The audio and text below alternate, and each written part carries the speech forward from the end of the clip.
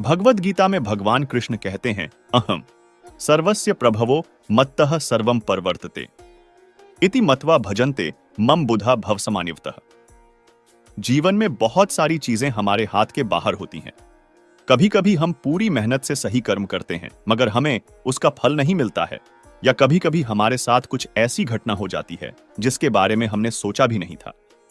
ऐसे में हमें लगने लगता है हमारे साथ अन्याय हो रहा है, या फिर हमें जीवन कठिन और क्रूर लगने लगता है। मित्रों, एक बार की बात है, एक बार भगवान से उनका एक भक्त कहता है, भगवान, आप वर्षों तक एक जगह खड़े रहकर थक गए होंगे। एक दिन के लिए मैं आपकी जगह मूर्ति बनकर खड़ा हो जाता हूं। आप मेरा रूप धारण कर थोड़ा घूम आओ। भगवान मान जाते हैं, लेकिन वे एक शर्त रखते हैं कि जो भी लोग प्रार्थना करने आए, तुम बस उनकी प्रार्थना सुन लेना, लेकिन कुछ बोलना नहीं, क्योंकि मैंने उन सभी के लिए अलग अलग प्लानिंग कर रखी है। भक्त मान जाता है। उसके बाद सबसे पहले मंदिर में एक व्यापारी आता है और कहता है, भगवान, मैंने एक नई फैक्ट्री शुरू की है, उसे खूब सफल करना, मुझे माला माल कर देना प्रभु। और फिर वह व्यापारी माथा टेकता है। तभी उसका पर्स नीचे गिर जाता है, जिसे वह देख नहीं पाता है। वह बिना पर्स लिए ही चला जाता है। भक्त बहुत बेचैन हो जाता है। वह सोचता है कि रोककर उसे बताए कि उसका पर्स गिर गया, लेकिन शर्त की वजह से वह कुछ नहीं कह पाता है। इसके बाद एक गरीब आदमी आता है और भगवान से विनती कहता है कि घर में खाने को कुछ नहीं, भगवान मदद करो, मेरे बच्चे भूखे हैं। तभी उसकी नजर वहीं गिरी हुई पर्स पर पड़ती है। वह भगवान का शुक्रिया अदा करता है और पर्स लेकर चला जाता है। अब तीसरा व्यक्ति आता है। वह एक नाविक है। वह भगवान से कहता है कि मैं कुछ दिनों के लिए जहाज लेकर समुद्र की यात्रा पर जा रहा हूं। यात्रा में कोई अड़चन न आए, भगवान मेरी रक्षा करना। तभी पीछे से वही व्यापारी पुलिस के साथ आता है और कहता है कि मेरे बाद शायद ये नाविक आया है और इसी ने मेरा पर्स चुरा लिया है। पुलिस नाविक को गिरफ्तार कर ले जाने लगती है। तभी अचानक वो भक्त बोल पड़ता है। अब पुलिस उस भक्त के कहने पर उस गरीब आदमी को पकड़कर जेल में बंद कर देती है। रात को भगवान आते हैं तो भक्त खुशी खुशी पूरा किस्सा बताता है। भगवान नाराज होकर कहते हैं, बेवकूफ, तुमने किसी का काम बनाया नहीं बल्कि बिगाड़ा है। वह व्यापारी गलत धंधे करता है। अगर उसका पर्स गिर भी गया तो उसे कुछ भी फर्क नहीं पड़ता, बल्कि इससे उसके पाप ही कम होते, क्योंकि वह पर्स गरीब इंसान को मिला था। पर्स मिलने पर उसके बच्चे भूखों नहीं मरते। रही बात नाविक की, तो वह जिस यात्रा पर जा रहा था वहां तूफान आने वाला था। अगर वह जेल में रहता तो जान बच जाती, उसकी पत्नी बच्चे अनाथ होने से बच जाते। तुमने सब गड़बड़ कर दी। कई बार हम सबके जीवन में भी जब कोई समस्या आती है तो बस यही मानकर खुश रहना है कि हो न हो, इसके पीछे भी भगवान की कोई योजना है जिसके अच्छे परिणाम भविष्य में हमें देखने को मिलेंगे। धैर्य रखना है, एक दिन सब संकट दूर होंगे। श्री कृष्ण गीता में बताते हैं कि इस संसार में जो भी होता है वह उनसे ही होता है। जीवन में कई बार ऐसी परिस्थितियां और अनुभव आ जाते हैं जिस पर हमारा कोई नियंत्रण नहीं होता है। हम भले सच्चे मन से पूरी मेहनत से कर्म करें, फिर भी हमें जो चाहिए वह मिलता नहीं है। कभी कभी तो फल की जगह दंड ही मिल जाता है। हम सब के साथ कभी ना कभी ऐसा होता है और हम सब सोचते हैं कि ऐसा क्यों हो रहा है। बात कुछ ऐसी है कि अगर आप अपने बच्चे को घर में सिर्फ अच्छी बातें सिखाएं और उसे बहुत प्यार करें, तब भी आपके बच्चे का स्वभाव क्या केवल इस बात पर निर्भर होगा? नहीं, आपके बच्चे के स्वभाव पर अलग अलग चीजों का प्रभाव होगा। जैसे कि वह स्कूल में क्या सीखता है, उसका स्वभाव इस बात पर भी निर्भर करेगा कि उसके दोस्त कौन हैं और कैसे हैं। उसका स्वभाव इस पर भी निर्भर करेगा कि वह टीवी पर क्या देखता है। ऐसी स्थिति में आप हमेशा पूर्ण मन से प्रयास करते हैं, पर क्या परिणाम आपके हाथ में है? तो फिर क्या उस परिणाम के लिए अपने आप को दोष देना या उसे अपने मन पर हावी होने देना उचित है? इसी तरह अगर आप एक व्यापारी हैं जिसने सालों अपने व्यापार को बढ़ाने के लिए अपनी पूरी मेहनत लगाई, लेकिन अचानक कोविड की महामारी आ गई और उसकी सारी मेहनत ठप हो गई। आप बताइए, ऐसी अवस्था में आपके हाथ में क्या था? क्या आप इसके बारे में कुछ कर सकते थे? भगवान कृष्ण कहते हैं कि सृष्टि में जो कुछ होता है वह उनसे होता है, लेकिन वह ऐसा क्यों करते हैं, वह समझना हमारे लिए शायद उस क्षण संभव नहीं हो। जैसे शायद आपका एक व्यापार इसलिए बंद हो गया हो ताकि आप कुछ नया करने का साहस और सामर्थ्य पा सकें। लेकिन उस क्षण जब आपको नुकसान हो रहा हो या आप कठिन परिस्थिति का सामना कर रहे हो, तब शायद आप यह समझ न सकें कि आपके साथ क्या हो रहा है। महामारी की परिस्थिति आपके हाथ में नहीं थी, पर आपके हाथों में यह जरूर है कि आप कर्म करें, नया व्यापार करने का या फिर से अपने व्यापार को खड़ा करने का। इसी तरह आपके हाथों में यह भले ही ना हो कि आपके बच्चे का स्वभाव कैसा है, पर यह जरूर है कि आप उसे सुधारने का प्रयास करते रहें। भगवान लेते हैं तो भगवान देते भी हैं। इसका मतलब यह नहीं कि मनुष्य केवल एक निर्बल कठपुतली है। भगवान की हर इच्छा में आशा है और अवसर भी। भगवान की इच्छा में आशा हमेशा यह होती है कि हम जो अपने लिए सोचें उससे ज्यादा आगे बढ़े। भगवान की इच्छा में अवसर यह है कि वह जो हमेशा आशा रखते हैं हम उसे पूरा करें।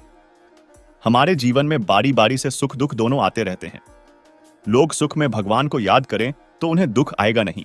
दरअसल हम भगवान की प्रार्थना करते हैं तो हमारे अंदर सकारात्मक ऊर्जा का संचार होता है।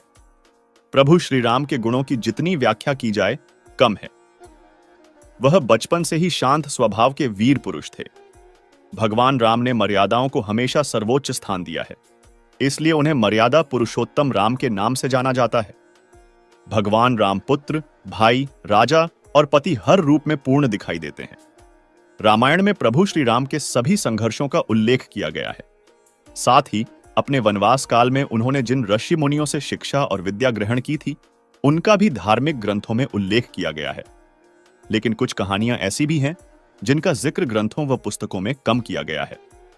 लेकिन उन कहानियों से परिचित रहना सभी के लिए जरूरी है। इन्हीं कहानियों में से एक कहानी उस भक्त की जिसके कहने पर भगवान राम एक पैर पर खड़े हो गए थे। आइए उस भक्त के बारे में विस्तार से जान लेते हैं। हम सभी जानते हैं कि कैकेयी ने राजा दशरथ से वचन मांगा था कि वह उनके बेटे भरत को राजगद्दी पर बिठाए और राम को 14 साल के लिए वनवास भेज दें। जब भगवान राम माता सीता और लक्ष्मण के साथ वनगमन के लिए जा रहे थे तब उनकी मुलाकात केवट से हुई। माना जाता है कि केवट का संबंध भोयवंश से था और वह मल्लाह, नदी में नाव चलाकर अपनी जीविका अर्जित करने वाला व्यक्ति का काम किया करता था। वनवास के दौरान केवट ने भगवान राम, माता सीता और लक्ष्मण को नाव में बिठाकर गंगा पार करवाई थी। भगवान राम ने गंगा पार करने के लिए केवट को पुकारते हुए कहा कि निषाद राज तनिक नाव को किनारे लाएं, पार जाना है। हालांकि केवट नाव को नहीं लाता और राम जी के सामने एक शर्त रख देता है। केवट कहता है कि मैंने आपका मर्म समझ लिया है। प्रभु, आपके पैरों की धूल किसी जड़ी बूटी से कम नहीं है, इसलिए आपको नाव पर बैठने से पहले अपने पांव धुलवाने होंगे, तभी वह नाव पर चढ़ने देगा। केवट की क्या मंशा है भगवान राम समझ जाते हैं और वह इस बात के लिए तैयार हो जाते हैं। हालांकि केवट के इस बर्ताव से लक्ष्मण को क्रोध आ जाता है और वे अपना धनुष उठा लेते हैं। इस बात पर तब केवट कहता है कि मार दें प्रभु। इससे बड़ा सौभाग्य क्या होगा मेरे सामने।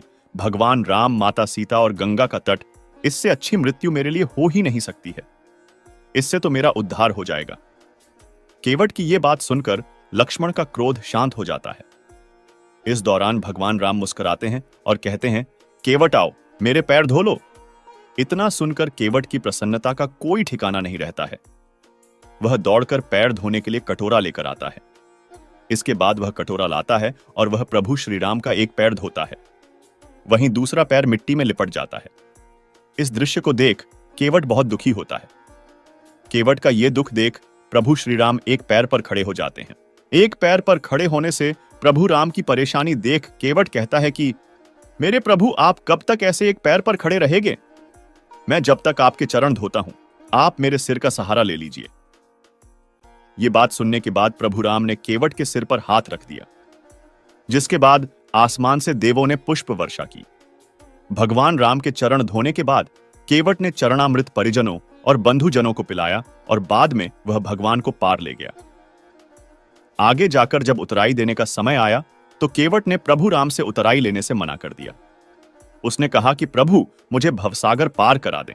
मनुष्य का जीवन आशा और निराशा का मिश्रण है।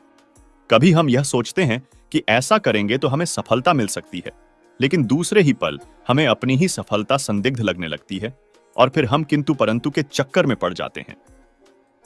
यह हम पर निर्भर है कि हम किस दृष्टिकोण को अपनाते हैं। यदि हम आशावान बनकर सफलता के प्रति आसक्त हैं, तो हम हर हाल में सफलता को प्राप्त करेंगे। लेकिन यदि हम निराशा के भंवर जाल में फंसकर यह चिंता करने लगेंगे कि हम सफल हो पाएंगे या नहीं, तो हमारी सफलता भी संदिग्ध हो जाएगी। हमारी हार और जीत को हमारा मन और मस्तिष्क ही तय करता है। मन के हारे हार है और मन के जीते जीत। कभी कभी जरूर ऐसा होता है कि हम पूरी उम्मीद और निष्ठा के साथ अपने लक्ष्य को प्राप्त करने के लिए कठोर परिश्रम करते हैं, लेकिन इसके बावजूद हम लक्ष्य को प्राप्त नहीं कर पाते। ऐसी स्थिति में भी हमें आशा का साथ नहीं छोड़ना चाहिए। इस स्थिति में हमें यह मानना चाहिए कि यह आवश्यक नहीं कि हर लड़ाई जीती ही जाए, बल्कि आवश्यक यह है कि हर हार से कुछ सीखा जाए। जब आप अपनी पिछली गलतियों से सबक सीखते हैं, तो आप स्वतः ही अपने लक्ष्य को अपने करीब पाते हैं। हमारे जीवन में बारी बारी से सुख दुख दोनों आते रहते हैं, लेकिन दोनों ही परिस्थितियों में हमें सहज बने रहना चाहिए। एक बार एक नगर में एक जुलाहा रहता था। वह स्वभाव से अत्यंत शांत, नम्र तथा वफादार था। उसे क्रोध तो कभी आता ही नहीं था। एक बार कुछ बच्चों को शरारत सूझी। वे सब उस जुलाहे के पास यह सोचकर पहुंचे कि देखें इसे गुस्सा कैसे नहीं आता। उनमें एक बच्चा धनवान माता पिता का पुत्र था। वहां पहुंचकर वह बोला, यह चुन्नी कितने की दोगे? जुलाहे ने कहा, 10 रुपए की। तब बच्चे ने उसे उकसाने के उद्देश्य से चुन्नी के 2 भाग कर दिए और एक भाग हाथ में लेकर बोला, मुझे पूरी चुन्नी नहीं चाहिए, आधी चाहिए। इसका क्या दाम लोगे? जुलाहे ने बहुत ही शांति से कहा, 5 रुपए। लड़के ने उस भाग के भी 2 भाग किए और दाम पूछा। जुलाहा अब भी शांत, उसने बताया, 2.5 रुपए। बच्चा इसी प्रकार चुन्नी के भाग करता गया। अंत में बोला, अब मुझे यह चुन्नी नहीं चाहिए, ये टुकड़े मेरे किस काम के? जुलाहे ने शांत भाव से कहा, बेटे, अब यह टुकड़े तुम्हारे ही क्या, किसी के भी काम के नहीं रहे। अब बच्चे को शर्म आई और कहने लगा, मैंने आपका नुकसान किया है और मैं आपकी चुन्नी का दाम दे देता हूं। जुलाहे ने कहा कि जब आपने चुन्नी ली ही नहीं, तब मैं आपसे पैसे कैसे ले सकता हूं? बच्चे का अभिमान जागा और वह कहने लगा, मैं बहुत अमीर आदमी हूं, तुम गरीब हो, मैं रुपए दे दूंगा तो मुझे कोई फर्क नहीं पड़ेगा, पर तुम यह घाटा कैसे सहोगे? और नुकसान मैंने किया है तो घाटा भी मुझे ही पूरा करना चाहिए। जुलाहे ने मुस्कुराते हुए कहा, तुम यह घाटा पूरा नहीं कर सकते? सोचो, किसान का कितना श्रम लगा तब कपास पैदा हुई। फिर मेरी स्त्री ने अपनी मेहनत से उस कपास को बुना और सूत काता। फिर मैंने उसे रंगा और बुना। इतनी मेहनत तभी सफल हो जब इसे कोई पहनता, इससे लाभ उठाता, इसका उपयोग करता। पर तुमने उसके टुकड़े टुकड़े कर डाले। रुपए से यह घाटा कैसे पूरा होगा? जुलाहे की आवाज में आक्रोश के स्थान पर अत्यंत दया और सौम्यता थी। बच्चा शर्म से पानी पानी हो गया। उसकी आंखें भर आई और वह संत के पैरों में गिर गया। जुलाहे ने बहुत ही प्यार से उसे उठाकर उसकी पीठ पर हाथ फिराते हुए कहा, बेटा, यदि मैं तुम्हारे रुपए ले लेता तो है उसमें मेरा काम चल जाता, पर तुम्हारी जिंदगी का वही हाल होता जो उस चुन्नी का हुआ। कोई भी उससे लाभ नहीं होता। चुन्नी एक गई, मैं दूसरी बना दूंगा, पर तुम्हारी जिंदगी एक बार अहंकार में नष्ट हो गई तो दूसरी कहां से लाओगे तुम? तुम्हारा पश्चाताप ही मेरे लिए बहुत कीमती है। संत की ऊंची सोच ने लड़के का जीवन बदल दिया। यह संत कोई और नहीं बल्कि कबीर दास जी थे। एक बार कालिदास जी कहीं जा रहे थे। यात्रा में कालिदास को बहुत प्यास लगी। तब उन्होंने रास्ते में कुएं पर खड़ी एक महिला से कहा कि वो उन्हें पानी पिला दें। कालिदास बोले, माते पानी पिला दीजिए, बंगा पुण्य होगा। स्त्री बोली, बेटा, मैं तुम्हें जानती नहीं, अपना परिचय दो, मैं अवश्य पानी पिला दूंगी। कालिदास ने कहा, मैं मेहमान हूं, कृपया पानी पिला दें। स्त्री बोली, तुम मेहमान कैसे हो सकते हो? संसार में 2 ही मेहमान हैं, पहला धन और दूसरा यौवन। इन्हें जाने में समय नहीं लगता। सत्य बताओ, कौन हो तुम?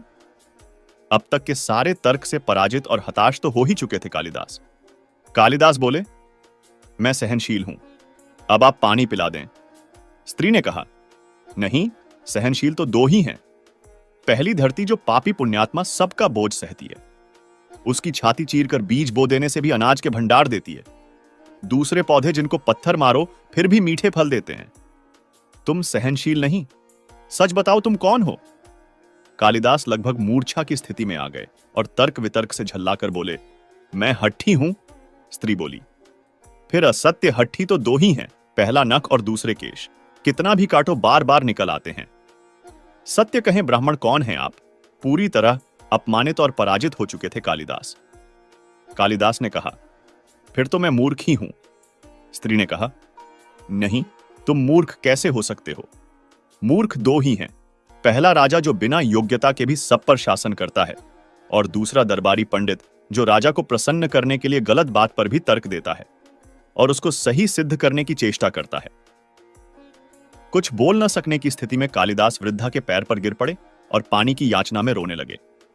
वृद्धा ने कहा, उठो वत्स। आवाज सुनकर कालिदास ने ऊपर देखा तो साक्षात माता सरस्वती वहां थी। कालिदास नतमस्तक हो गए। माता ने कहा, शिक्षा से ज्ञान आता है ना कि अहंकार। तूने शिक्षा के बल पर प्राप्त मान और प्रतिष्ठा को ही अपनी उपलब्धि मान लिया और अहंकार कर बैठे, इसीलिए मुझे तुम्हारे चक्षु खोलने के लिए यह स्वांग करना पड़ा। कालिदास को अपनी गलती समझ में आ गई और पानी पीकर वे आगे चल पड़े। अपनी विद्वत्ता पर कभी घमंड न करें, यही घमंड विद्वत्ता को नष्ट कर देता है। चाहे जिंदगी में आप कितनी भी सफलता हासिल कर ले और महान बन जाए, लेकिन कभी भी घमंड नहीं करना चाहिए, क्योंकि घमंड खुद के साथ साथ दूसरों को भी बर्बाद कर देता है। मित्रों, एक बार की बात है, एक राजा था।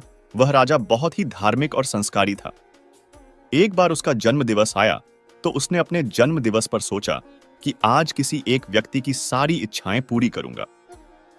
राज्य की प्रजा राजा को शुभकामनाएं देने के लिए राजमहल पहुंची। प्रजा के साथ एक संत भी राजा को बधाई देने के लिए आए थे। राजा संत से मिलकर बहुत प्रसन्न हुआ। उसने संत से कहा कि गुरुदेव, आज मैं आपकी सभी इच्छाएं पूरी करूंगा। आप जो चाहें मुझसे मांग लें, मैं आपकी हर बात पूरी करूंगा। संत ने कहा कि मैं तो वैरागी हूं, मुझे किसी चीज की जरूरत नहीं है। अगर आप कुछ देना ही चाहते हैं तो अपनी इच्छा से मुझे कुछ भी दे सकते हैं। अब राजा सोच में पड़ गया कि वह संत को क्या दे। राजा ने कहा कि मैं आपको एक गांव दे देता हूं। संत ने कहा कि नहीं महाराज, गांव तो वहां रहने वाली प्रजा का है, आप तो सिर्फ उस गांव के रक्षक हैं। राजा ने कहा, आप ये महल ले लीजिए।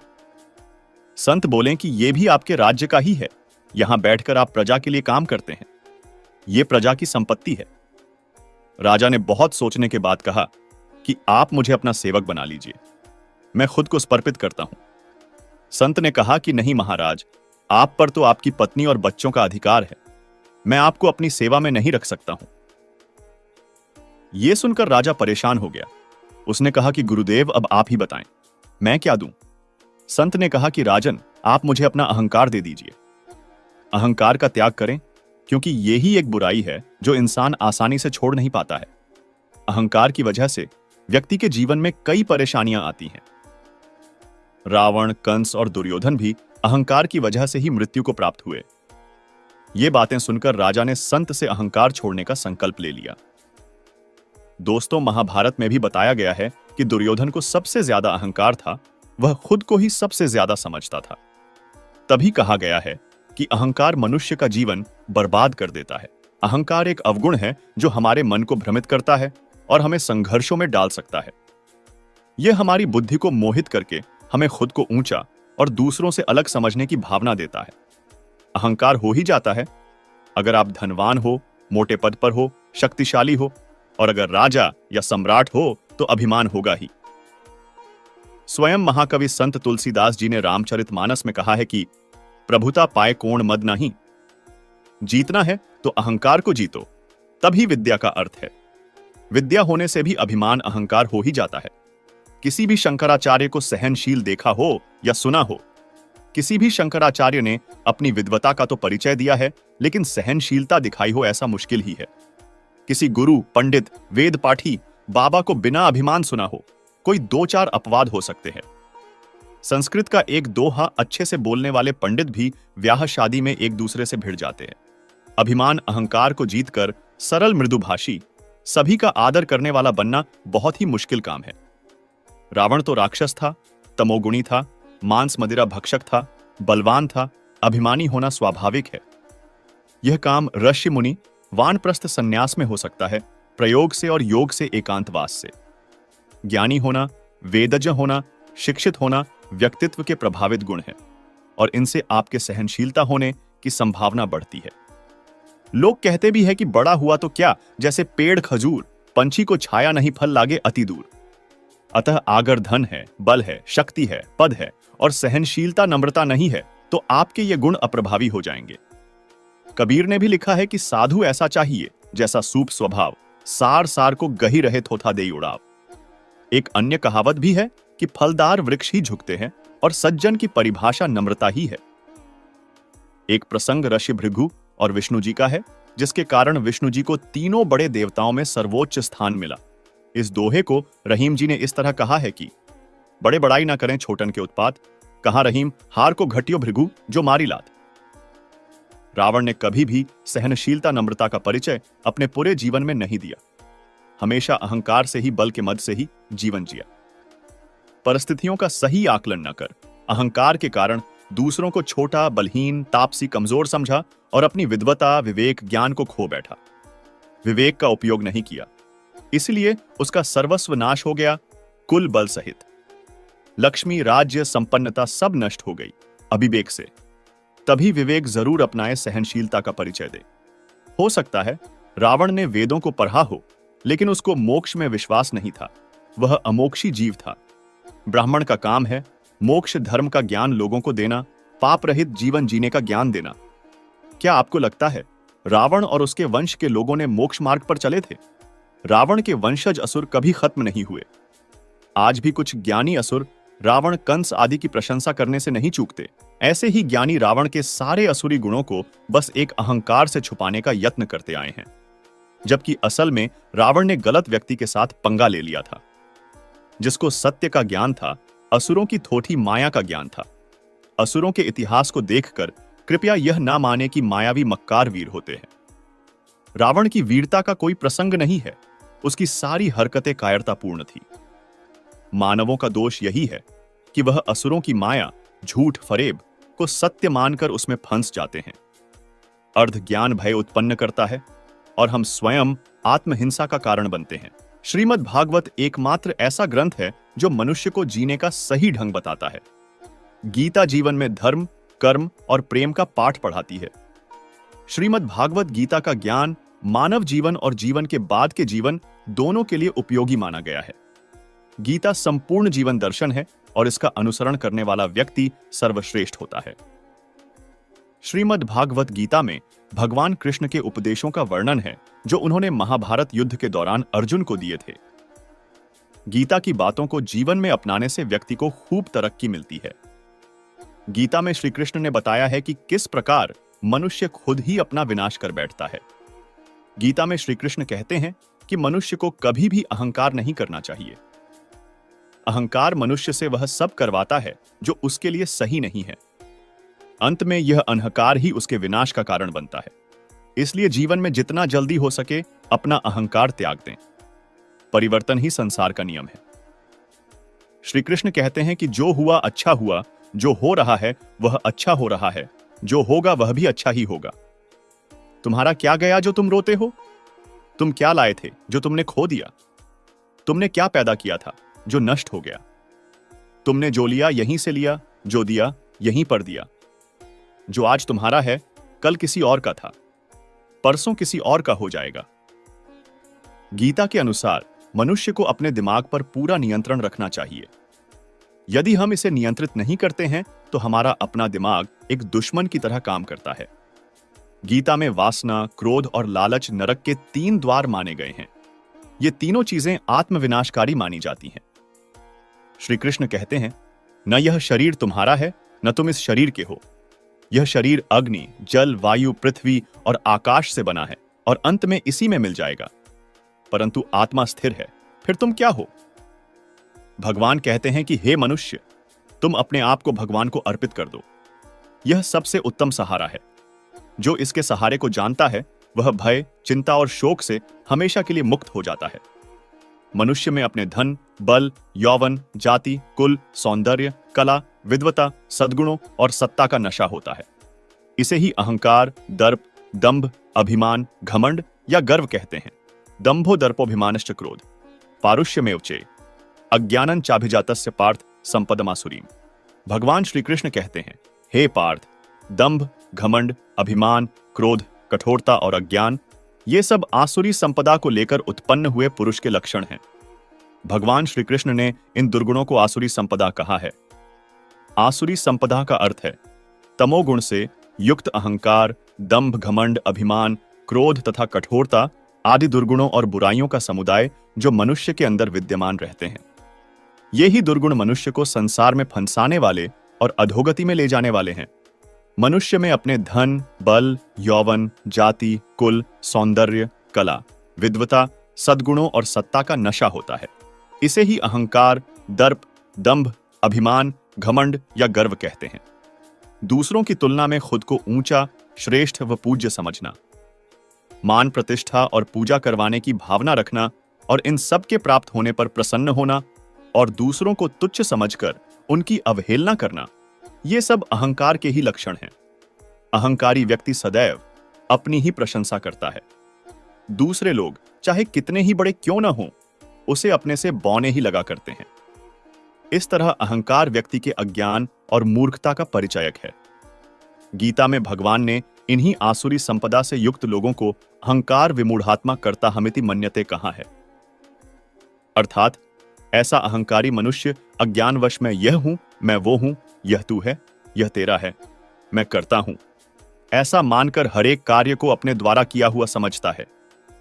इसलिए कर्म के बंधन में बंध जाता है और कर्मों का फल भोगने के लिए बार बार संसार चक्र में घूमता रहता है। यही उसके दुख व पतन का कारण है। मनुष्य की अच्छाइयों व लक्ष्मी के नाश का कारण है। अहंकार संतों का कहना है कि बकरी मैं करती है इसलिए काटी जाती है, और मैना कहती है इसलिए लोग उसे पालते हैं। तुलसीदास जी ने इसी बात को माया का स्वरूप बताते हुए कहा है, मैं अरु मोर तौरते माया, जहीं बस कीन्हे जीव निकाया। अर्थात मैं मेरा ही संसार में माया का स्वरूप है। गीता में कर्म, ज्ञान और भक्ति, इन तीनों योगों में अहंकार को त्यागने पर विशेष जोर दिया गया है। कर्म योग में निर्मम निरहंकार होने से मनुष्य को परम शांति की प्राप्ति हो जाती है। ज्ञान योग में निर्मम निरहंकार होने से मनुष्य को ब्रह्म की प्राप्ति हो जाती है। भक्ति योग में निर्मम निरहंकार होने से मनुष्य को परम प्रेम की प्राप्ति हो जाती है। निर्मम निरहंकार का अर्थ है जो अपने पराये, मैं मेरापन की भेद बुद्धि से ऊपर उठकर सबके साथ अपने जैसा व्यवहार करता है। अभिमान भगवान से अलग कर देता है, भक्ति में अहंकार भक्ति को तामसी कर देता है। जो लोग यह हठ करते हैं कि हम ही सही हैं, ईश्वर उनको छोड़ देता है, क्योंकि भगवान को गर्व अहंकार बिल्कुल भी नहीं सुहाता है। तब तक ही हरिवास है जब तक दूर गरुड़ आवत पास गरुड़ के प्रभु हो जावें दूर। भगवान स्वयं अपने भक्तों का अभिमान दूर करते हैं, फिर वह चाहे उनकी अर्धागिनी सत्यभामा हो, प्रिय गोपियां हो, अभिन्न मित्र अर्जुन हो, वाहन गरुड़ हो या भक्त नारद हो। भगवान अकिंचन दीन को ही प्राप्त होते हैं। अभिमानी को नहीं। अर्जुन के अभिमान भंग की कई कथा हमें महाभारत आदि ग्रंथों में देखने को मिलती है। अर्जुन को लगता था कि भगवान श्री कृष्ण का सबसे प्रिय मैं ही हूं। उन्होंने मेरे प्रेम के वश ही अपनी बहन सुभद्रा को मुझे सौंप दिया है, इसीलिए युद्ध क्षेत्र में वे मेरे सारथी बने। यहां तक कि रणभूमि में स्वयं अपने हाथों से मेरे अश्व के घाव तक भी धोते रहे। यद्यपि मैं उनको प्रसन्न करने के लिए कुछ नहीं करता, फिर भी मुझे सुखी करने में उन्हें बड़ा सुख मिलता है। साथ ही अर्जुन को अपनी बाण विद्या पर बहुत घमंड था। एक दिन अर्जुन ने श्री कृष्ण से कहा, रामावतार के समय आपने समुद्र पर सेतु बनाने के लिए वानर भालुओं को बेकार में ही कष्ट दिया। आपने क्यों नहीं समुद्र के ऊपर अपने बाणों से पुल बना लिया? वानर सेना सहज ही उस पर से होकर निकल जाती। प्रभु को देर न लगी कि अभिमान की मदिरा ने अर्जुन के मन को मतवाला बना दिया है। श्री कृष्ण ने कहा, क्या तुम अपने बाणों से समुद्र पर पुल बना सकते हो? अर्जुन के यहां कहने पर श्री कृष्ण उन्हें समुद्र तट पर ले गए और बोले, पहले तुम समुद्र के एक छोटे से अंश पर ही बाणों से पुल बनाकर दिखाओ, बाद में मैं तुम्हारे प्रश्न का उत्तर दूंगा। यह सुनकर अर्जुन ने तुरंत ही समुद्र के एक भाग पर बाणों का पुल तैयार कर दिया। तब श्री कृष्ण ने हनुमान जी का स्मरण किया और हनुमान जी तुरंत ही वहां उपस्थित हो गए। श्री कृष्ण ने हनुमान जी से कहा, तुम इस पुल पर चलकर दिखाओ। जो आज्ञा कहकर हनुमान जी जैसे ही उस पुल पर चढ़े वह चरमराकर टूट गया। तभी अर्जुन ने देखा कि श्री कृष्ण की पीठ से रक्त बह रहा है। घबराते हुए अर्जुन ने पूछा, प्रभो, आपकी पीठ से रक्त क्यों बह रहा है? श्री कृष्ण ने उत्तर दिया, हनुमान के पांव रखते ही तुम्हारा बनाया पुल समुद्र में धंस जाता, इससे तुम्हारी बदनामी होती। तुम्हारे सम्मान की रक्षा के लिए मैं कच्छप रूप धारण कर समुद्र के नीचे आधार बनकर टिक गया। मैंने पुल को डूबने से तो बचा लिया, किंतु पुल के टूटे भाग से बाण निकलकर मेरी पीठ में जा ढंसे, जिससे मुझे पीठ में से रक्त बह रहा है। वानर सेना में तो हनुमान जैसे बलशाली असंख्य वानर थे। अब तुम ही बताओ, क्या उनके भार को बाणों का पुल सहन कर सकता था? अर्जुन को सारा रहस्य समझ आ गया और उनका अहंकार भी नष्ट हो गया। श्री चैतन्य महाप्रभु जी ने मनुष्य को भगवान का प्रिय बनने के लिए अपने ग्रंथ शिक्षाष्टक में बताया है। तृण से भी अधिक नम्र होकर, वृक्ष से भी अधिक सहिष्णु बनकर, स्वयं मान की अभिलाषा से रहित होकर तथा दूसरों को मान देते हुए सदा श्रीहरि के कीर्तन में रत रहें। तो दोस्तों, कभी भी जिंदगी में घमंड नहीं करना चाहिए। जीवन जीने की कला यही है कि जब हमारे जीवन में सुख आए तो हमें जी भर के हंस लेना चाहिए, और जब दुख आए तो उन्हें हंसी में उड़ा देना चाहिए। समय चाहे सुख वाला हो या दुख वाला, दोनों ही बीत जाते हैं। हमें सुख में अपना संयम और दुख में अपना धैर्य नहीं खोना चाहिए। जिस तरह हर रात की सुबह होती है और हर सुबह रात में परिवर्तित हो जाती है, सुख दुख के साथ भी ठीक ऐसा ही होता है। जब लोग दुख में होते हैं तो भगवान को याद करते हैं, लेकिन सुख आने पर वे भगवान को भूल जाते हैं। दुख में भगवान को सभी याद करते हैं, लेकिन सुख में कम लोग ही याद करते हैं। अगर लोग सुख में भी भगवान को याद करें तो उन्हें दुख आएगा ही नहीं। दरअसल भगवान को याद करते हुए जब हम उसकी प्रार्थना करते हैं तो हमारे अंदर सकारात्मक ऊर्जा का संचार होता है। प्रार्थना से हमें बल, विश्वास, प्रेरणा, आशा और सही मार्गदर्शन मिलता है। सुख दुख सपने की तरह हैं, स्वयं को जानना ही सच्चाई है। देखा है, लोग पहाड़ों पर जा रहे हैं, भगवान के पास जा रहे हैं। क्या यह सच है? पहाड़ी के ऊपर स्थित मंदिर में भगवान से मिलना चाहते हो तो शौक से जाओ, पर अपने अंदर स्थित भगवान को मत भूलो। तुम्हारा असली भगवान तुम्हारे अंदर है। कल्पनाओं के दायरे से बाहर निकलो और हकीकत को पहचानो, समझो और उसका अनुभव करो। तुम्हारी वास्तविकता उस सांस से बड़ी नहीं है जो तुम्हारे अंदर और बाहर आती जाती रहती है। यह तुम्हारी गति है और यही तुम्हारे लिए सबसे अधिक मूल्यवान है। तुम्हें इसे स्वीकार करना है, समझना है। केवल यही चीज है जो तुम्हें जीवित रखती है। इस भव्य आशीर्वाद के चले जाने से तुम्हारे लिए हर चीज बेकार हो जाएगी, एकदम बेकार। एक कुम्हार अपने गधे से बहुत प्रेम करता था, क्योंकि उसी से उसकी रोजी रोटी चलती थी। प्रेम से उसने उसका नाम किशन रख दिया। एक दिन वह एक स्कूल के पास से गुजर रहा था। स्कूल के अंदर से आवाज सुनाई दी।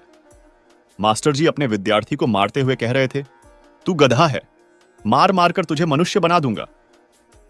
जब कुम्हार ने सुना कि मास्टर जी गधे से मनुष्य बना देते हैं तो उसने सोचा, मेरा कोई पुत्र भी नहीं है, अगर किशन मनुष्य बन गया तो कितना अच्छा होगा। वह मास्टर जी के पास गया और कहने लगा, मास्टर जी, एक गधा और है, इसको भी मनुष्य बना दो। मास्टर जी मजाकिया किस्म के थे। उन्होंने कहा, ठीक है, छोड़ जा, यहां पेड़ के पास बांध दे। कुम्हार ने गधे को पेड़ के पास बांध दिया। मास्टर जी ने कहा, 3 दिन बाद आना। 3 दिन बाद मास्टर जी ने गधे को पेड़ से खोलकर पीछे बांध दिया और गधे की जगह उस विद्यार्थी को खड़ा कर दिया। मास्टर जी भी वहीं थे। उसने कहा, मास्टर जी, मेरा गधा मनुष्य बन गया? मास्टर जी ने कहा, बिल्कुल बन गया। कुम्हार ने देखा किशन बढ़िया धोती, बंडी और टोपी पहने हुए अकड़ कर खड़ा है। उसको अच्छा लगा कि मेरा किशन मनुष्य बन गया। कुम्हार ने हरी हरी घास जमीन से खींची और पास गया और कहा, ले किशन, ले घास ले, तू भूखा होगा। विद्यार्थी ने कहा, चल भाग यहां से। क्या कह रहा है? कुम्हार बोला, किशन, तू मुझे क्यों नहीं पहचान रहा है? मैं ही तेरा कुम्हार हूं, मैं ही तेरा बाप हूं। जब कुम्हार ने 3-4 यह बात कही तो विद्यार्थी ने उसको लात मार दी। कुम्हार ने कहा, ठीक है, तेरी लात मारने की आदत अभी नहीं गई है, तू वही का वही है। हर मनुष्य की यही कहानी है। अपनी धारणाओं कल्पनाओं में बहकर वह पता नहीं क्या क्या विश्वास करने लगता है। अपने उस सपने में वह अपने आप को भी भूल जाता है कि मैं कौन हूं, मैं यहां क्या कर रहा हूं, क्यों मुझे यह मनुष्य शरीर मिला। वह जो देख रहा है उसे एक तमाशे की तरह सब कुछ दिख रहा है। अमीरी की तरफ देखता है, गरीबी की तरफ देखता है। जब मनुष्य पूछता है गरीब क्यों है, अमीर क्यों है, तो मनुष्य ही समझाता है कि यह पिछले जन्म के कर्मों का फल है। ये सब समाज के बनाए हुए दायरे हैं और इन्हीं दायरों में फंसकर मनुष्य दुखी होता है। इस दुख का आरोप वह भगवान पर लगाता है। देखा है, लोग पहाड़ों पर जा रहे हैं, भगवान के पास जा रहे हैं। क्या यह सच है? पहाड़ी के ऊपर स्थित मंदिर में भगवान से मिलना चाहते हो तो शौक से जाओ, पर अपने अंदर स्थित भगवान को मत भूलो। तुम्हारा असली भगवान तुम्हारे अंदर है। कल्पनाओं के दायरे से बाहर निकलो और हकीकत को पहचानो, समझो और उसका अनुभव करो। वे लोग जो भगवान में पूरी आस्था रखते हैं, उनसे अक्सर पूछा जाता है कि यदि वास्तव में ऊपर वाला है और उसका हाथ आपके सिर पर है, तो बताओ भगवान दिखाई क्यों नहीं देते? देखिए, इस बात में कोई दो राय नहीं कि भगवान के प्रति हर इंसान के मन में अलग अलग छवि है। इसलिए भगवान के नाम पर समाज में कई तरह के किस्से कहानियां प्रचलित हैं। दुर्भाग्यवश धर्म और भगवान से जुड़ी अधिकतर कहानियों को हम सुनते हैं, वो बस मन से बनाई गई कहानियां होती हैं। इसलिए झूठ से पर्दा हट सके और आपको भगवान के होने का स्पष्ट प्रमाण मिल सके। भगवान कोई भौतिक वस्तु या व्यक्ति नहीं है जिन्हें हमारी आंखें देख सकें अथवा इंद्रियां जिनके होने का एहसास कर सके। पर इसका अर्थ यह कदापि नहीं है कि जो चीज दिखती नहीं है उसका अस्तित्व नहीं होता। उदाहरण के लिए हम सभी को भीतर से एक बेचैनी होती है जो दिखाई तो नहीं देती, पर वो है इस बात का प्रमाण यह है कि हम दुख से छटपटाते हैं। इसी प्रकार इंसान के भीतर प्रेम करुणा का होना दर्शाता है कि भगवान है। हमारे ही भीतर राक्षस भी है और देवता भी है। इस बात का प्रमाण यह है कि भीतर का आलस्य, लोभ, वासना हमें गलत कर्म करने के लिए प्रेरित करते हैं, और वही हमारे अंदर प्रेम करुणा और सच्चाई के रूप में साक्षात भगवान भी हैं, जो हमें झूठ के सामने सर न झुकाने और अच्छा इंसान बनने की मिसाल देते हैं। इसलिए वे लोग बड़ी भूल करते हैं जो भगवान को अपने से बाहर का अवतार मानते हैं और समझते हैं कि भगवान कोई दिव्य शक्ति है। नहीं, भगवान भीतर ही है। अगर सच्चाई के सामने सर झुक जाता है, भीतर से प्रेम उठता है, तो समझ लीजिए भगवान की अनुकंपा आप पर है। लेकिन अपने लालच और स्वार्थ के खातिर बुरे और झूठे लोगों के सामने भी झुक जाते हो, तो समझ लीजिए आप राक्षस की पूजा कर उसे भोग लगा रहे हैं। आत्मज्ञान की कमी के कारण मनुष्य पूजा पाठ करने के बावजूद जीवन पर्यंत दुखी रहता है। अधिकांश लोग देवी देवताओं की पूजा, आरती, उपवास तथा अन्य विधियां मात्र इसीलिए करते हैं ताकि उनकी मनोकामना पूर्ण हो सके। उदाहरण के लिए किसी का लक्ष्य अधिक पैसे देने वाली नौकरी प्राप्त करना है। अब अपनी इस इच्छा को हकीकत में बदलने के लिए यदि वह भगवान को प्रसन्न करने की विधियां अपनाता है और नौकरी पाने की दिशा में मेहनत भी करता है, परिणाम स्वरूप उसे अंततः नौकरी मिल भी जाती है। अब चूंकि मनुष्य की इच्छाएं तो असीम अनंत होती हैं, अतः एक इच्छा जैसे ही पूरी होती है, कुछ ही समय बाद उसे एहसास होता है मन अब किसी और चीज को पाने के लिए बेकरार है। अतः वो इंसान जिसे पहले नौकरी चाहिए थी, अब उसे लगता है मुझे शांति और चैन किसी जीवन साथी के होने से मिलेगी। अतः अब वह सुंदर पत्नी प्राप्त करने हेतु भगवान से प्रार्थना करता है।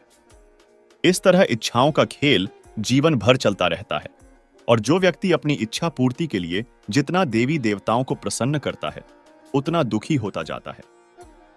क्योंकि सुख वो मीठा रस है जो आपको पल भर के लिए मिलता है, लेकिन उस सुख को पाने के बाद पीछे पीछे दुख भी चला आता है। इसलिए जो इंसान सुख के लिए जितना लालायित रहेगा, उतना अधिक दुख उसका पीछा करेगा। यदि भगवान से आशय आपका किसी दिव्य शक्ति से है, किसी आसमानी सत्ता से है, जिसके अनेक हाथ, सिर पर सोने का मुकुट, हाथों में त्रिशूल हैं, जैसा चित्रण हम टीवी सीरियल्स में देखते हैं, तो ऐसे भगवान का प्रकट होना संभव नहीं है। भगवान से आशय उस व्यक्ति से है जो तुम्हें सच्चाई तक पहुंचने में मदद करे, जिसकी बातें सुनने से मन में शांति होती है, जो आपके भीतर के डर, लालच को कम करके आपको निडर जीवन जीने के लिए प्रेरित करे, जो आपके भीतर प्रेम और करुणा जागृत करे। तो समझ लीजिएगा वह व्यक्ति ही आपके लिए भगवान है। अब चूंकि यह सब कुछ मात्र एक गुरु ही कर सकता है, इसलिए गुरु को भारत ने भगवान से भी ऊंचा कहा है। तो अगर जीवन में मिल जाए ऐसा सच्चा गुरु जो आपको एक घटिया इंसान से बदलकर एक बेहतर सच्चा इंसान बना दे, तो समझ लीजिएगा वही आपके लिए साक्षात भगवान है। अब ऐसा गुरु ढूंढना थोड़ा मुश्किल जरूर है, लेकिन इरादा आपका सच्चा और नेक हो तो जरूर परमात्मा आपकी मदद करता है। प्रत्येक मनुष्य के पास चुनाव का अधिकार है, जो यह दर्शाता है कि मनुष्य के पास अपना भाग्य लिखने की शक्ति होती है। वे लोग जो अपनी हालत के प्रति संतुष्ट नहीं होते, वे अपना जीवन बदलने का प्रयास करते हैं और उन्हें सफलता भी मिल जाती है। लेकिन दूसरी तरफ जिन्हें अपने वर्तमान जीवन में ही आनंद आने लगा है, फिर ऐसा इंसान नहीं बदल पाता। देखिए, कुछ अपवादों को छोड़कर, जैसे मरने और पैदा होने और कोई अकस्मात घटना के अलावा, प्रकृति हमें पूरी यह छूट देती है कि हम जैसा चाहे वैसा जीवन जिएं। हम चाहे तो नासमझी झूठा जीवन सकते हैं, और यदि हम चाहें तो सच्चाई बोध से परिपूर्ण जीवन भी जी सकते हैं।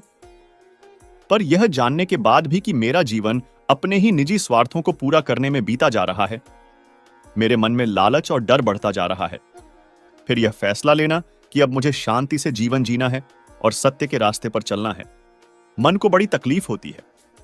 अतः वे लोग जो इस तकलीफ को सहन नहीं कर पाते, ऐसे लोग व्यर्थ का जीवन बिताने में मजबूर हो जाते हैं और फिर वो कहते हैं कि सब कुछ भगवान के भरोसे ही होता है। ऐसे आलसी और डरपोक लोगों को जिंदगी बड़े कष्ट देती है। ईश्वर कोई भौतिक वस्तु या व्यक्ति तो नहीं है जिन्हें मनुष्य द्वारा खुले नेत्रों से या मन की कल्पना के माध्यम से देखा जा सके। लेकिन ईश्वर साक्षात आपके साथ हैं या नहीं, इसे परखने के लिए आप इस कारगर विधि का उपयोग कर सकते हैं।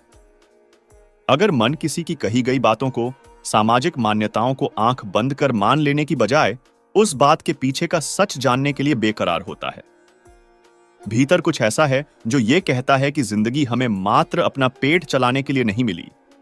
जीवन में लोगों की भलाई के खातिर कुछ अच्छा करने का भाव आता है। अगर मन को अशांति वाले माहौल से ज्यादा शीतल और शांति प्रदान करने वाली संगति ज्यादा पसंद है, यदि मन बुराई और झूठ के आगे सर न झुकाने के लिए तैयार रहता हो। संक्षेप में कहें तो यदि आपके मन को सच्चाई, शांति और ज्ञान पसंद है, जो कहता है जिन गलतियों को करके पहले मुझे दुख मिला था, अब मैं उन्हें दोहराऊंगा नहीं, ऐसा मन अगर आपके पास है तो समझ लीजिएगा ईश्वर आपके साथ हर जगह है। लेकिन मन ऐसा है जो अपने फायदे के लिए छल कपट करने को तैयार हो, जो ये जानते हुए भी कि कौन से लोग, कौन सी वीडियो, कौन सी बातें मेरे मन को गंदा कर उसे अशांत करती है, फिर भी मन उसी दिशा में जाता है, तो समझ लीजिएगा राक्षस भीतर बैठा है। उस राक्षस से दूर होने के उपाय बताइए। दुख और सुख प्रत्येक के जीवन का अहम हिस्सा है, क्योंकि दुख सुख कर्मों के आधार पर ही मिलता है, व्यक्ति विशेष को नहीं। हमारे ही कर्म जीवन में सुख दुख का निर्धारण करते हैं। हां, अंतर इतना है कि अज्ञानी जन इस बार बार के दुखद परिस्थिति को समझ नहीं पाते और ना ही इससे बाहर निकल पाते। लेकिन जो ज्ञानी जन होते हैं, वह बार बार के इस दुख से बाहर निकलने का पूरा प्रयास करते हैं, सद्गुरु की तलाश करते हैं इससे बाहर आने के लिए। भक्ति मार्ग पर चलने वालों के जीवन में दुख इसलिए दिखाई देते हैं क्योंकि उन्होंने खुद अपने जीवन में यह मांगा होता है। वे खुद परमात्मा से दुख मांगते हैं, सुख नहीं। भक्त जानते हैं संसार के सुख में वे भटक जाएंगे और परमात्मा से दूर हो जाएंगे, इसलिए वे सुखों की चाह नहीं करते। जैसे भगवान श्री कृष्ण से माता कुंती ने कहा था, प्रभु मुझे और कुछ नहीं चाहिए, आप मुझे दुख दीजिए ताकि मैं हर पल आपको याद करूं।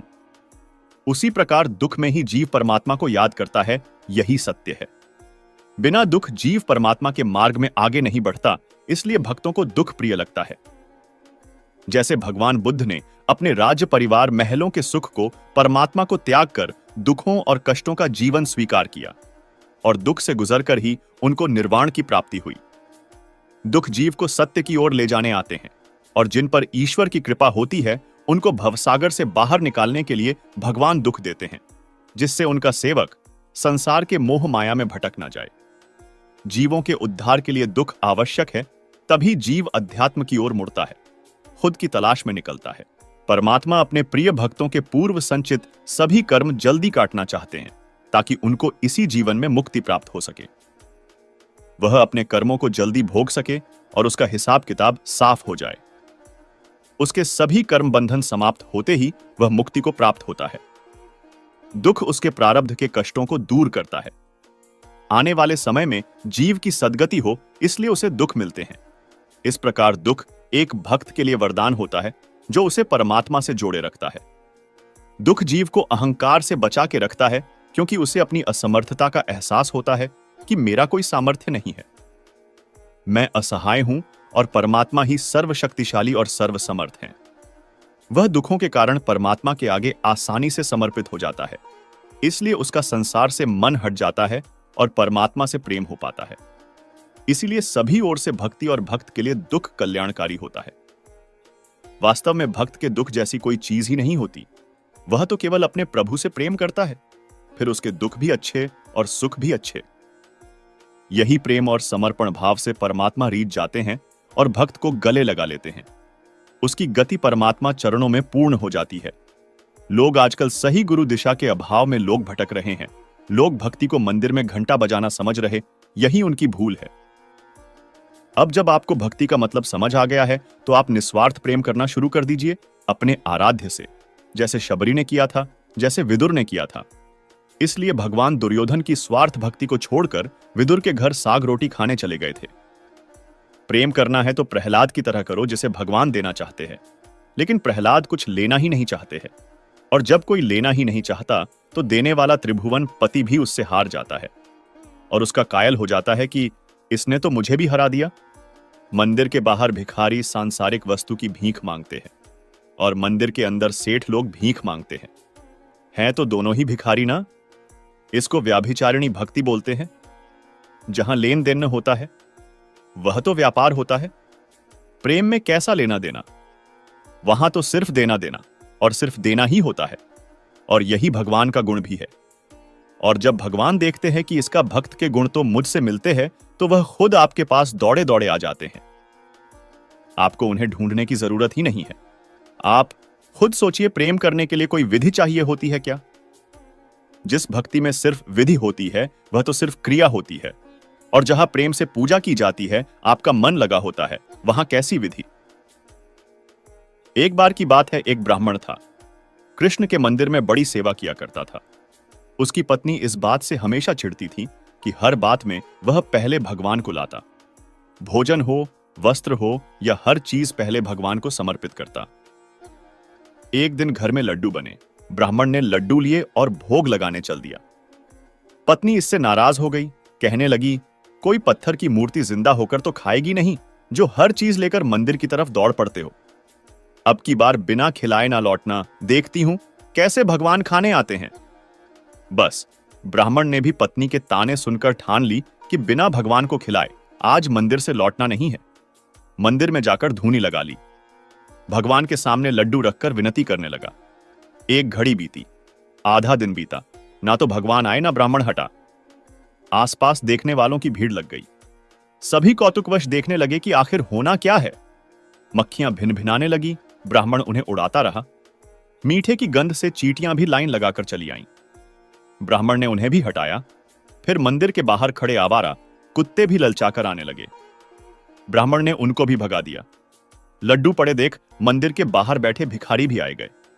एक तो चला सीधे लड्डू उठाने, तो ब्राह्मण ने जोर से थप्पड़ मार दिया। दिन ढल गया, शाम हो गई। ना भगवान आए ना ब्राह्मण उठा। शाम से रात हो गई। लोगों ने सोचा ब्राह्मण देवता पागल हो गए हैं, भगवान तो आने से रहे। धीरे धीरे सब घर चले गए। ब्राह्मण को भी गुस्सा आ गया। लड्डू उठाकर बाहर फेंक दिए। भिखारी, कुत्ते, चींटी, मक्खी तो दिन भर से ही इस घड़ी का इंतजार कर रहे थे। सब टूट पड़े। उदास ब्राह्मण भगवान को कोसता हुआ घर लौटने लगा। इतने सालों की सेवा बेकार चली गई, कोई फल नहीं मिला। ब्राह्मण पत्नी के ताने सुनकर सो गया। रात को सपने में भगवान आए। बोले, तेरे लड्डू खाए थे मैंने, बहुत बढ़िया थे, लेकिन अगर सुबह ही खिला देता तो ज्यादा अच्छा होता। कितने रूप धरने पड़े तेरे लड्डू खाने के लिए, मक्खी, चींटी, कुत्ता, भिखारी, पर तूने हाथ नहीं धरने दिया। दिन भर इंतजार करना पड़ा। आखिर में लड्डू खाए, लेकिन जमीन से उठाकर खाने में थोड़ी मिट्टी लग गई थी। अगली बार लाए तो अच्छे से खिलाना। भगवान चले गए। ब्राह्मण की नींद खुल गई। उसे एहसास हो गया, भगवान तो आए थे खाने, लेकिन मैं ही उन्हें पहचान नहीं पाया। बस ऐसे ही हम भी भगवान के संकेतों को समझ नहीं पाते हैं। मुझ में राम, तुझ में राम सब में है राम समाया, सबसे कर लो प्रेम जगत में कोई नहीं पराया। तो दोस्तों, भगवान किस तरह और किस रूप में आते हैं हमें पता ही नहीं चलता। हमारे उज्जैन से थोड़ी दूर आगर नामक छोटा सा किंतु बड़ा सुंदर शहर है, और इसीलिए शहर से एक महान भक्त की सत्य घटना आप लोगों के सामने रखने जा रहा हूं। और हां, अद्भुत बात यह है कि हम लोग मन में बार बार सोचते हैं ना कि अरे ऐसे घनघोर कलयुग में कोई भगवान आते हैं क्या, या आज के समय में किसने देखा भगवान को। तो ये वाली सत्य घटना मात्र 90 वर्ष पुरानी और सप्रमाण डॉक्यूमेंटेड है। एक थे वकील श्री जयनारायण, जो भोले बाबा के अनन्य भक्त और श्री रामचरितमानस के परम रसिक। नित्य का उनका नियम था कि बाबा बैजनाथ को श्री राम कथा सुनाना। अब एक दिन ऐसा आया कि जयनारायण जी की एक मुकदमे के सिलसिले में कोर्ट में बहस तय थी और केस काफी महत्वपूर्ण था। दैनिक नियमानुसार ये प्रातकाल बाबा बैजनाथ के धाम में गए और जल अर्पित करके भोले बाबा को श्री रामचरितमानस सुनाने बैठ गए। उस दिन जाने कैसा ध्यान लगा कि वे कथा सुनाते ही रहे और उन्हें यह भान नहीं रहा कि दोपहर हो आई है, कोर्ट में केस के लिए भी जाना है। जब ध्यान टूटा तो पाया कि समय तो बहुत ही अधिक विलंब वाला हो गया है और अब तक तो कोर्ट की कार्यवाही का समापन हो गया होगा। भागे भागे कोर्ट गए कि रास्ते में ही साथ के अन्य वकील मिलने लगे और जो मिलता वो जयनारायण जी को प्रेम से विभोर होकर गले लगा लेता, हाथ मिलाता और गदगद स्वरों में बधाई देता। वाह, आज क्या गजब का केस लड़ा आपने, आज क्या अद्भुत ओज था आपकी वाणी में, आज आपके चेहरे की दमक देखते ही बन रही थी। अपनी ऐसी प्रशंसा सुनते हुए वे कोर्ट पहुंचे और अपने केस के बारे में पूछताछ की तो कचहरी के कर्मचारी ने बताया, बाबू, आज तो दोपहर में आपने क्या गजब का केस लड़ा। आज जो आपने धारा दफा बताई है, धारा प्रवाह, वो हमने आज तक कोर्ट के इतिहास में नहीं देखा। केस तो आप जीते ही जीते, साथ ही पूरे न्यायालय का हृदय आपने जीत लिया बाबू। आज उपस्थिति का प्रमाण बताने को कहा। तब कोर्ट के उपस्थिति रजिस्टर में उस कर्मचारी ने जयनारायण जी के दोपहर के समय के हस्ताक्षर दिखा दिए। आज त्रिपुंड बड़ा ही अद्भुत लग रहा था बाबू, आपके मस्तक पर अभी इतनी चमक नहीं दिखाई पड़ रही है वो दोपहर वाली। बस जैसे ही उस कर्मचारी ने यह कहा, जयनारायण जी के नेत्रों से झरझर आंसू बहने लगे। वे जान गए कि उनका भेष धरे कौन कोर्ट में केस लड़ने आया था। वही आया था जिसे वे मगन होकर राम कथा सुना रहे थे, और उसी समय उनका रूप धरकर भोले बाबा अपने भक्त का सम्मान बचाने कोर्ट में उतर पड़े थे। बस उस दिन से जयनारायण जी ने वकालत त्याग दी और अपना जीवन पूरी तरह से भोले बाबा के चरणों में अर्पित कर दिया। बाद के दिनों में वे संत बाप जी के नाम से प्रसिद्ध हुए एवं रतलाम के एक आश्रम में लौकिक देह त्याग की। तो दोस्तों, हमेशा अच्छे कर्म करते रहो और हमेशा अच्छा सोचो और अच्छा करो। अच्छे कर्म करने से फल भी अच्छे ही